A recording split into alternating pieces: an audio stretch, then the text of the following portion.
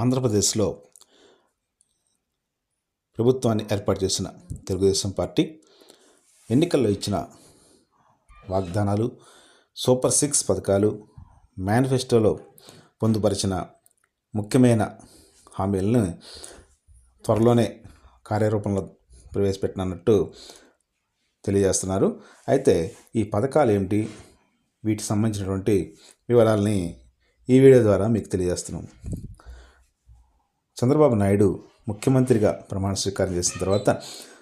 తొలి సంతకాన్ని mega DSC పైన, ఆ ఫైల్ పైన పెడతానని హామీ ఇచ్చారు నిరుద్యోగ అభ్యర్థులకు. రెండవది సామాజిక పింఛన్లు, అంటే ప్రస్తుతం ఇస్తున్నటువంటి 3,000 రూపాయలని 4,000 రూపాయలకు పెంచుతానని హామీ ఇచ్చారు. తర్వాత ఏడాదికి 3 గ్యాస్ సిలిండర్లు ఉచితంగా ఇవ్వడం, మహిళలకు ఆర్టీసీ బస్సుల్లో ఉచిత ప్రయాణం, దివ్యాంగులకు పింఛన్ని 6,000 రూపాయలకు పెంపు చేయడం, బీసీలకు 50 ఏళ్లకే 4,000 రూపాయలు పింఛను, అలాగే 18 ఏళ్ళు నిండిన ప్రతి మహిళకు నెలకు 1,500 రూపాయలు ఆర్థిక సహాయం, యువతకు ఏటా 4 లక్షల చొప్పున 5 సంవత్సరాల్లో 20 లక్షల ఉద్యోగాల కల్పన, అలాగే ఉద్యోగాలు లేనటువంటి నిరుద్యోగ యువతకు నెలకు 3,000 రూపాయల చొప్పున నిరుద్యోగ భృతి, తల్లికి వందనం కింద చదువుకుంటున్న పిల్లలకు ఒక్కొక్కరికి ఏడాదికి 15,000 రూపాయలు, రైతులకు ఏడాదికి 20,000 రూపాయల చొప్పున పెట్టుబడి సాయం, వాలంటీర్లకు గౌరవ వేతనం 10,000 రూపాయలకు పెంపు, పట్టణ ప్రాంతాల్లో 2 సెంట్లు, గ్రామీణ ప్రాంతాల్లో 3 సెంట్ల ఇంటి స్థలం నిర్మాణం, అంటే ఇల్లు స్థలం ఇవ్వడంతో పాటు ఇంటి నిర్మాణం కూడా జరపడం, ఇక ఇసుక ఉచితంగా సరఫరా చేయడం, కరెంటు ఛార్జీలు పెంచబోమని హామీ ఇవ్వడం, బీసీల రక్షణకు ప్రత్యేక చట్టం, అలాగే భూ హక్కు చట్టం రద్దు, ప్రతి ఇంటికి ఉచిత కుళాయి కనెక్షన్, స్వచ్ఛమైన తాగునీటి సరఫరా, చేనేత కార్మికులకు మగ్గం ఉంటే 200 రూపాయలు, మరమగ్గాలుంటే 500 యూనిట్ల వరకు ఉచిత విద్యుత్తు, పెళ్లి కానుక కింద 1,00,000 రూపాయలు బహుమానం, అలాగే విదేశీ విద్యా పథకం పునరుద్ధరణ, అలాగే సంక్రాంతి, క్రిస్మస్, రంజాన్ వంటి పండుగలకు గతంలో ఇచ్చినట్టుగా పండుగ కానుకలు మళ్ళీ ప్రారంభం, అలాగే నాణ్యత లేని మద్యాన్ని అరికట్టి ధరల నియంత్రణ చేయడం, ఆక్వా రైతులకు ₹50 యూనిట్ చొప్పున విద్యుత్ సరఫరా, అలాగే చేనేత కార్మికులకు ప్రత్యేక విధానాలు, కొత్త పథకాలు, ఎస్సీ, ఎస్టీ, బీసీ, మైనారిటీలకు గతంలో ఉన్న పథకాలని పునరుద్ధరించడం, ఆలయాల్లో పనిచేసే నాయీ బ్రాహ్మణులకు 25,000 రూపాయల గౌరవ వేతనం ఇవ్వడం, మత్స్యకారులకు వేట విరామ సమయంలో 20,000 రూపాయల ఆర్థిక సహాయం, 217 జీవో రద్దుకు హామీ, బోట్ల మరమ్మతులకు ఆర్థిక సహాయం చేయడం,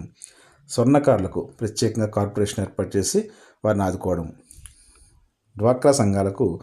10 లక్షల రూపాయల వరకు వడ్డీ లేని రుణాలు, చిరు వ్యాపారులకు వడ్డీ లేని రుణాలు, ఆడపిల్లల విద్య కోసం కళలకు రెక్కలు పథకం ప్రారంభం, ఎంఎస్ఎంఈలు, అంకుర సంస్థలకు 10 లక్షల రూపాయల వరకు రాయితీ, ఎన్డీఏ తెచ్చిన 10% ఈబీసీ రిజర్వేషన్లని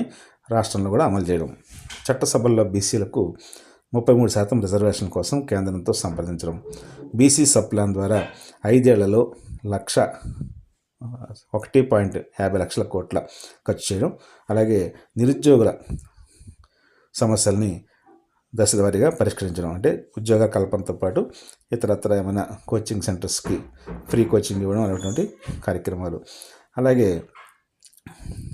ఉద్యోగులకు సిపిఎస్ సమీక్షించి సరైన పరిష్కార మార్గం చూపడం, అవుట్సోర్సింగ్ అంగన్వాడీ ఉద్యోగులకు న్యాయం చేయడం, కాపు సంక్షేమం కోసం 15,000 రూపాయల కోట్లు ఖర్చు చేయడం, ఆదరణ పథకం కింద ఏటా 5,000 రూపాయల కోట్లతో పరికరాల సరఫరా, ఎస్సీ వర్గీకరణ జిల్లాల వారీగా ఇంప్లిమెంట్ చేయడం, మాదిగ ఉపకులాలు కులాల రిజర్వేషన్స్ కోసం పార్లమెంట్లో ఎస్సీ వర్గీకరణ కోసం పోరాటం చేయడం, అలాగే అగ్రవర్ణాల్లో ఉండే పేదలకు కూడా న్యాయం చేయడం, ఇప్పటికే మంజూరు చేసిన ఇళ్ల స్థలాల్లో పక్కా గృహాలు కట్టించివ్వడం, ధోబీ ఘాట్లకు 200 యూనిట్ల ఉచితంగా విద్యుత్ సరఫరా, గీత కార్మికులకు మద్యం దుకాణాల్లో 10% రిజర్వేషన్స్, వడ్డెరలకు క్వారీల్లో 15% రిజర్వేషన్లు, రాయల్టీ సీనరేజీల్లో మినహాయింపు, జర్నలిస్టులకు అక్రిడేషన్ విషయంలో కూడా నిర్ణయం, అలాగే మంచి చేస్తామని హామీ, న్యాయవాదులకు ప్రభుత్వ స్టైఫండ్ కింద 10,000 రూపాయలు చెల్లింపు, లా అండ్ ఆర్డర్ విషయంలో ఖచ్చితమైన సరైన నిర్ణయాలు తీసుకోవడం, రాజధానిగా ఆంధ్రప్రదేశ్ రాజధానిగా అమరావతిని కొనసాగించడం, ప్రతి మండలంలో ఒక జనరిక్ మందుల దుకాణాలని ఏర్పాటు చేయడం, అన్నా క్యాంటీన్లు పునరుద్ధరించడం, రాష్ట్రంలో ప్రతి కుటుంబానికి 25 లక్షల రూపాయల చొప్పున ఆరోగ్య బీమా కల్పించడం, అందరికీ డిజిటల్ హెల్త్ కార్డులు సరఫరా చేయడం, విజయవాడలో హజ్ హౌస్ నిర్మాణం, ఏటా జాబ్ క్యాలెండర్ విడుదల చేయడం. ఇవి తెలుగుదేశం పార్టీ ఇచ్చినటువంటి మేనిఫెస్టోలో అలాగే సూపర్ 6 స్కీమ్స్లో ఉన్నటువంటి ప్రధానమైన హామీలు. వీటిని దశల వారీగా